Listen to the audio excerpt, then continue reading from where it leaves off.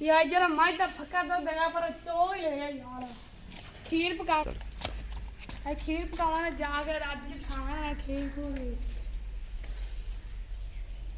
ਹਾਏ ਹਾਏ ਆਹ ਸਲਾਦੀ ਦੁੱਧ ਦੇ ਅੱਜ ਦੁੱਧ ਚੋਵਾਂਗੇ ਰੱਜ ਰੱਜ ਕੇ। ਤੈਨੂੰ ਕੀ ਬਣ ਗਿਆ ਗਰਨ ਬਿਮਾਰੀਆਂ ਨੇ ਇਹ ਮੈਨੂੰ ਲੱਗਦਾ ਡਾਕਟਰ ਨੂੰ ਬੁਲਾਉਣਾ ਪੈਣਾ ਹੈ ਅੱਜ। थोड़ा कपड़ा इधर चौकू सा कर रहे रत्ता नजर नहीं आ रही कोई एक मिनट अल्लाह अल्लाह शाह लाता ना मारेंगे बस थोड़ा बस है बस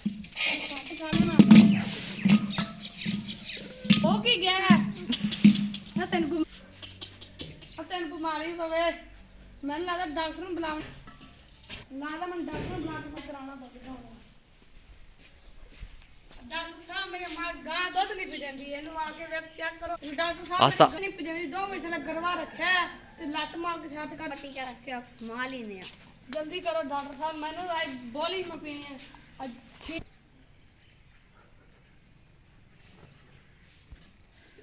चलो भी हो इन्हों तो शाम में चोना है। चलो ठीक है डॉक्टर साहब कितनी फीस है 2 रुपये में दे दें।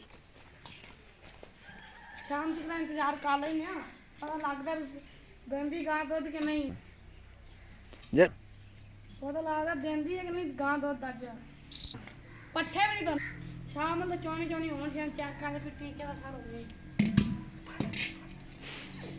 ओहो गां हो गई अब तेन बीमारी पवे दो जरा पक्का अब यार भी रो तो सही है चलो शाम तक चेक कर लेना फिर मर्जी खरमस से काला फिर पट्ठे भी नहीं पालने